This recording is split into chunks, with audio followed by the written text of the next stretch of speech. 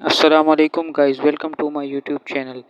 ये वीडियो उनके लिए है जिन्होंने पाकिस्तान एयरफोर्स में as a flying officer commission में अप्लाई किया है अकाउंट ब्रांच में। तो इसमें आज हम अकाउंट ब्रांच के रिलेटेड जो एमसीक्यूज आते हैं टेस्ट में उनके बारे में आज हम डिस्कस करेंगे। तो बिना टाइम वेस्ट किए वीडियो को स्टार्ट करते हैं। हमारे पास पहले एमसीक्यूज है कि which of the following is a nominal account. तो वो हमारे पास डेब्टर अकाउंट है, रेंट अकाउंट है, आउटस्टैंडिंग सैलरी अकाउंट है कि SPIA अकाउंट है। तो वो जो हमारे पास है वो रेंट अकाउंट है, क्योंकि जो नॉमिनल अकाउंट में आते हैं वो चार चीज़ें जो रेंट्स के जो सी चीज़ें होती हैं, जो एक्सपेंसेस वगैरह होते हैं, वो सारे रेंट अकाउंट नॉमिनल में आते हैं। तो इसके बाद नेक्स्ट क्वेश्चन है कि which of the following is a real account.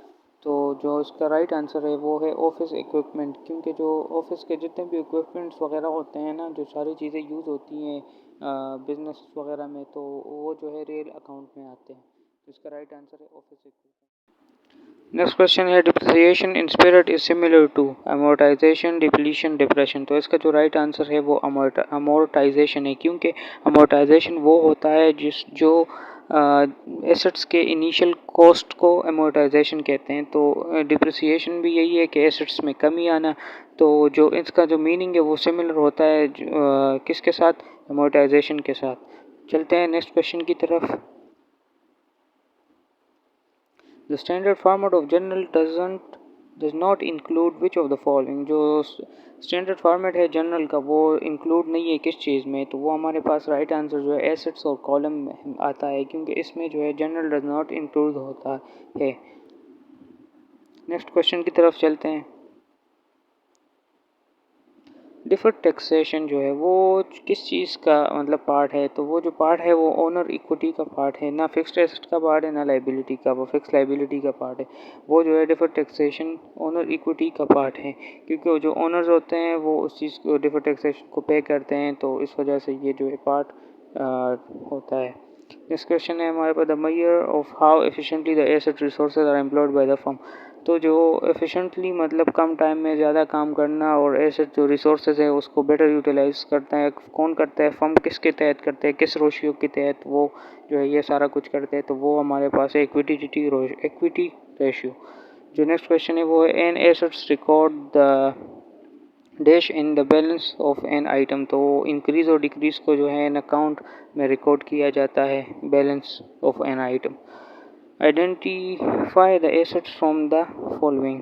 जो एसेट्स होते हैं उसको आइडेंटिफाई करें। तो एसेट्स हमारे पास क्या है, कैश एंड कैश के इक्विपमेंट। जो कैश होता है, जो कैश की चीज़ें होती हैं, मतलब जो जिस पे आप काम कर रहे होते हैं, कंप्यूटर हो गया, बिल्डिंग हो गया, जिस पे आपने कैश दिया, इक्विपमेंट जो यूज़ होते हैं उसको हम कहते हैं।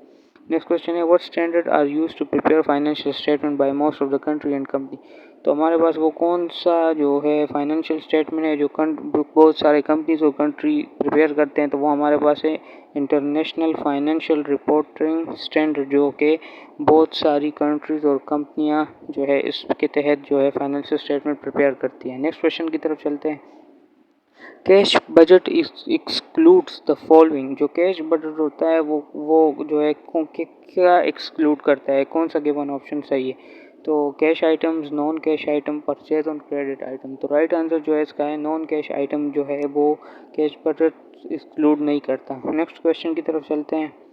Super tax on companies. Super tax जो है वो पाकिस्तान में नॉट इन वोगो इन पाकिस्तान, जो पाकिस्तान में है वो नहीं लागू है, मतलब नहीं है अभी। जो है रिसेंटली मुफ्ती इस्माइल ने कहा है था कि 10% होगा।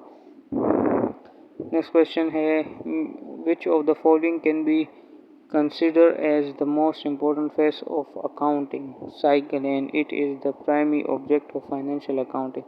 कौन सा जो है इम्पोर्टेंट फेज है अकाउंटिंग साइकिल का।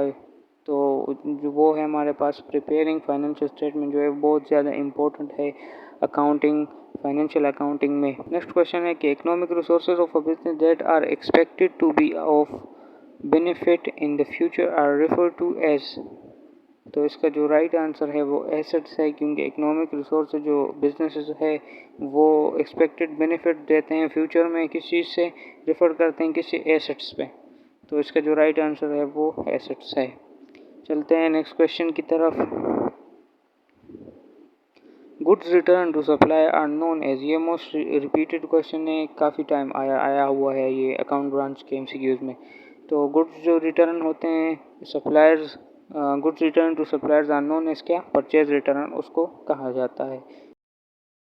नेक्स्ट क्वेश्चन है dash is the evidence that a transaction took place, तो क्या चीज़ है जो एविडेंस होता है अकाउंटेंट के पास जो जिसमें ट्रांजैक्शन टुक प्लेस करता है, मतलब जगह लेता है, जो उसमें लिखा होता है रिटन फॉर्म में, तो वो है हमारे पास शॉर्ट डॉक्यूमेंट जो होता है वो जो है एविडेंस होता है। अच्छा नेक्स्ट क्वेश्चन है return on investment ratio, ROI भी इसको कहते हैं। तो इसका जो फार्मूला है वो हमारे पास जो है net profit by sale multiply by 100, ये इसका जो है फार्मूला है। और ये क्वेश्चन फार्मूले के जितने भी क्वेश्चन हैं उनमें से लाजमी अकाउंट ब्रांच पाकिस्तान एयरफोर्स में आते हैं, तो काइंडली इसको ज़रूर प्रिपरेशन करें। मैं इसमें और MCQs भी ऐड करूँगा तो उसमें भी प्रिपरेशन हो जाएगी, लेकिन आप खुद से भी देख लें। चलते हैं नेक्स्ट क्वेश्चन की। Which of the following will affect the agreement of a trial balance? वो कौन सा क्या चीज़ इफ़ेक्ट करती है एग्रीमेंट को, किस चीज़ के एग्रीमेंट को, ट्रायल बैलेंस का जो एग्रीमेंट होता है उसको क्या चीज़ जो है इफ़ेक्ट करती है, तो वो है partial omission of transaction. Omission of transaction ये है कि आपने एंट्री बुला दी और आपने उसको नहीं किया, नहीं लिखा, तो वो इफ़ेक्ट करती है।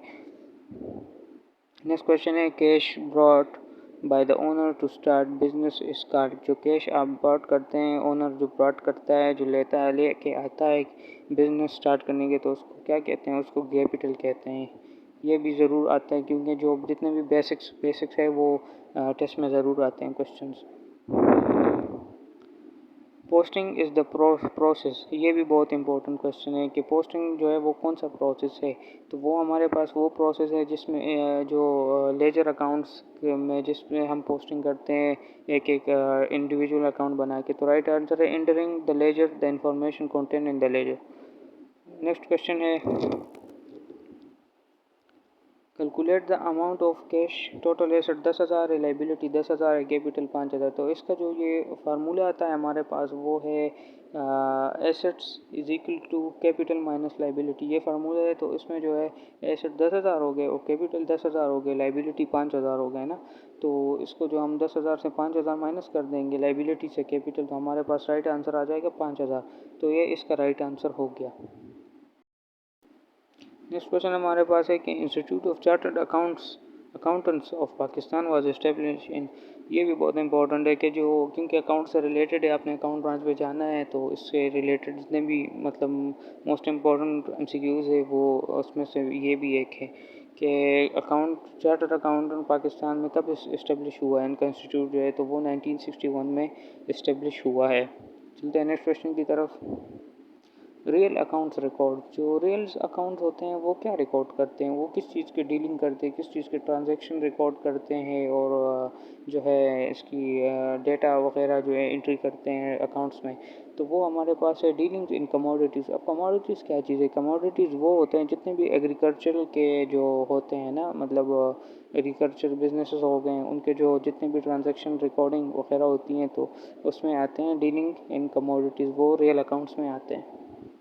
नेक्स्ट क्वेश्चन की तरफ चलते हैं। Acid test ratio is calculated as under, तो जो एसिड टेस्ट रेशियो है, ये रेशियो के जितने भी क्वेश्चन हैं ये बहुत इंपॉर्टेंट ये आते हैं, काफ़ी टाइम आते हैं, जिसमें प्रॉफिटेबिलिटी रेशियो हो गया, एसिड रेशियो हो गया और भी बहुत सारे। तो इसका जो राइट आंसर है वो है liquid acid by current liability, ये जो है आते हैं। और करंट रेशियो का जो है वो है current acid by current liability, ये करंट रेशियो का है और ये जो है एसिड टेस्ट रेशियो का है, ये लास्ट वाला liquid acids and current liability. Next question की तरफ चलते हैं। The main sources of general accepted accounting principle, जैसे गैप भी कहते हैं, तो वो हमारे पास क्या है, जो मेन सोर्सेज हैं, तो ये जो है बहुत ज़्यादा इम्पोर्टेंट है। इसके जो अकाउंटिंग सिस्टम सारा ऑपरेट होता है, जो चलता है, वो इसी गैप के प्रिंसिपल्स के ज़रिए चलता है। तो वो जो है जो इनके सोर्सेज है वो कंपनी लॉ और अकाउंटिंग स्टैंडर्ड्स दोनों है, बोथ A एंड B जो है इसका राइट ऑप्शन है।